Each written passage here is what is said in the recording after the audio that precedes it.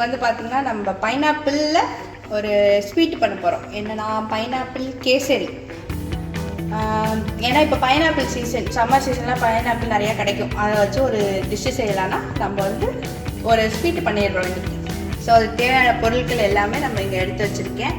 Pineapple, சர்க்கரை, ரவை, pineapple essence, நெய், கலர் பவுடர், முந்திரி பருப்பு, ஏலக்காய், இதெல்லாம் நமக்கு தேவையான பொருட்கள்.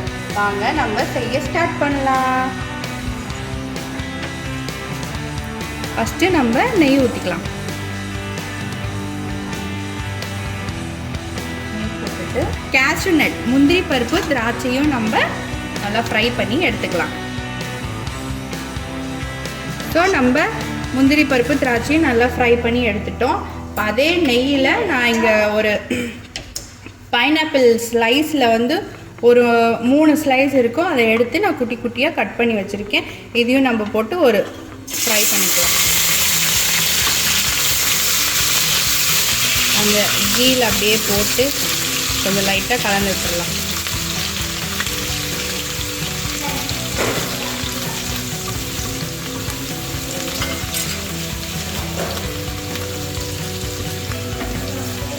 லைட்டாக அந்த சூடாக இருக்கிற நெய்யில் பைனாப்பிளை லைட்டாக அப்படியே போட்டு ஒரு ஃப்ரை பண்ணிக்கலாம். அவ்வளோதான். அது ரொம்ப அப்படியே குக் ஆகணும்லாம் இல்லை, லைட்டாக அந்த கீயில் போட்டு நம்ம ஃப்ரை பண்ணிக்க வேண்டியது.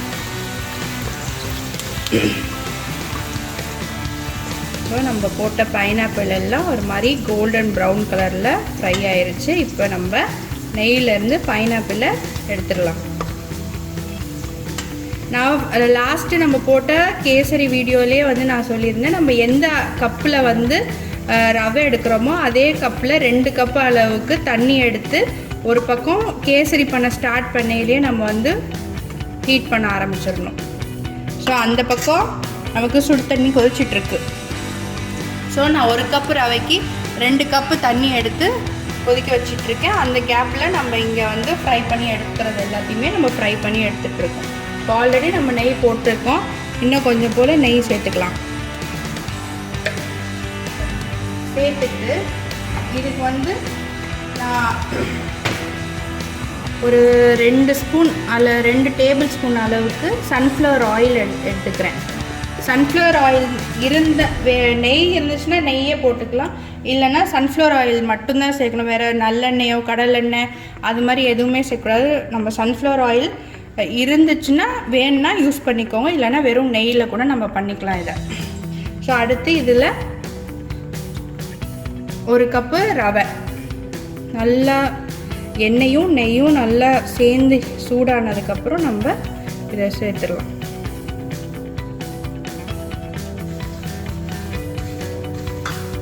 போட்டு இந்த ரவையை வந்து நல்லா ஒரு மாதிரி கோல்டன் ப்ரௌன் கலர் வர அளவுக்கு நம்ம இதை மிக்ஸ் பண்ணிக்கலாம். நம்ம போட்ட ரவை வந்து நல்ல கோல்டன் ப்ரௌன் கலரில் ஃப்ரை ஆகிட்டு வந்துட்டுருக்கு. இது எதனால் இவ்வளோ நல்லா நிறைய நெய்யை ஊற்றி நம்ம பண்ணுறதுன்னா, அந்த கேசரி வந்து கொஞ்சம் டைம் ஆயிடுச்சுன்னா அப்படியே கட்டியாக இறுகிரும். அது மாதிரிலாம் ஆகாமல் நமக்கு எப்போவுமே நம்ம சூடாக இருக்கையில் எப்படி நமக்கு இருக்குமோ அதே மாதிரியே இருக்கும் நமக்கு கேசரி. அதனால தான் நம்ம இவ்வளோ எங்கள் அம்மாச்சிலாம் வந்து 1 கப்பு எந்த அளவு கப்பில் வந்து ரவை எடுக்கிறாங்களோ அதில் 2 மடங்கு நெய் ஊற்றி பண்ணுவாங்க. அந்த கேசரி அப்போ தான் அந்த நல்லா சாஃப்டாக வரும் அப்படின்னு. அடுத்து நம்ம இதில் ஏலக்காய் சேர்த்துடலாம். ஏலக்காய் சேர்த்து மிக்ஸ் பண்ணிடலாம். ஏலக்காய் போட்டாச்சு. இதுக்கப்புறம் நான் வந்து பைனாப்பிள் கேசரினால எல்லோ ஃபுட் கலர் எடுத்து வச்சுருக்கேன். இது வந்து ஆப்ஷனல் தான். இதில் இதே ஒரிஜினல் கலரில் எனக்கு வேணும் அப்படின்னா நம்ம அப்படியே எதுவுமே போடாமல் கூட பண்ணலாம். நான் வந்து இன்றைக்கி எல்லோ ஃபுட் கலர் கொஞ்சம் போல் எடுத்து வச்சுருக்கேன். அதுவும் 2 ஸ்பூன் சேர்த்துக்கிறேன். நான் சேர்த்துட்டு அதில் அப்படியே மிக்ஸ் பண்ணிடலாம். ஸோ ஃபுட் கலர் போட்டு நம்மளோடது நல்லா வெந்துட்டுருக்கு. இப்போ நம்ம இந்த பக்கம் சுடு தண்ணி வச்சுருந்தோம்ல, அது வந்து சுடு தண்ணி ஊற்றுறது வந்து கொஞ்சம் கொஞ்சமாக கம்மியாக ஊற்றுங்க. ஏன்னா டக்குன்னு ஆவி அடிக்கும் கையில். ஏன்னா நம்ம இதுவும் சூடாக இருக்குது, அதுவும் சூடாக இருக்கனால ஆவி அடிக்கும். பொறுமையாக கொஞ்சம் கொஞ்சமாக போட்டு மிக்ஸ் பண்ணிக்கலாம் நம்ம கேசரியை. தண்ணி ஊற்றிட்டு நம்ம அடுப்பை வந்து சிம்மில் வச்சுக்கலாம். சிம்மில் வச்சுட்டு நல்லா கலந்து விட்டுட்டே இருக்கணும்.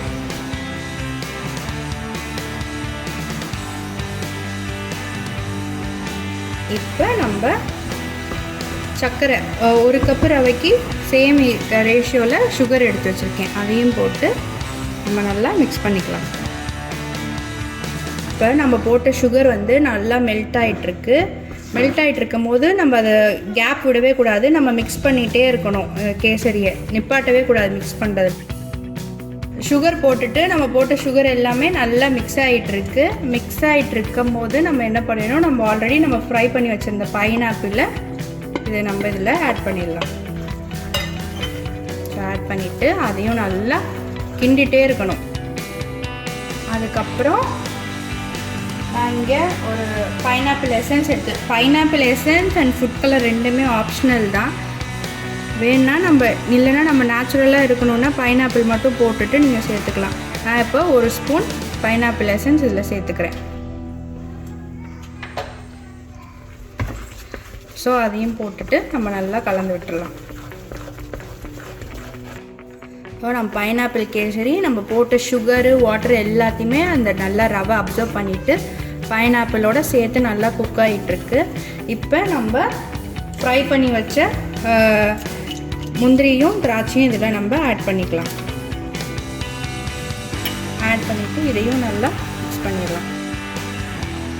நம்ம கேசரி நல்லா ரெடியாகி வந்துடுச்சு. ஃபைனல் டச்சு ஒரு ஸ்பூன் நிறையா நெய் எடுத்து கேசரி மேலே அப்படியே வாங்கிக்குவோம். அவ்வளோதான், நம்ம கேசரி சூப்பராக ரெடி ஆயிடுச்சு. ஸோ இதை சர்வ் பண்ணி எல்லோரும் சாப்பிட வேண்டியது தான். ஸோ இந்த நம்ம போட்ட நெய் எல்லாமே நம்ம கேசரி வந்து பர்ஃபெக்டாக குக் ஆகிடுச்சு அப்படின்னா நம்ம நெய் எல்லாமே இது மாதிரி சுற்றி பிரிஞ்சு வந்துருச்சு பார்த்திங்களா. இது மாதிரி வந்தாலே நம்மளோட கேசரி வந்து சூப்பராக பர்ஃபெக்டாக ரெடி ஆகிடுச்சு.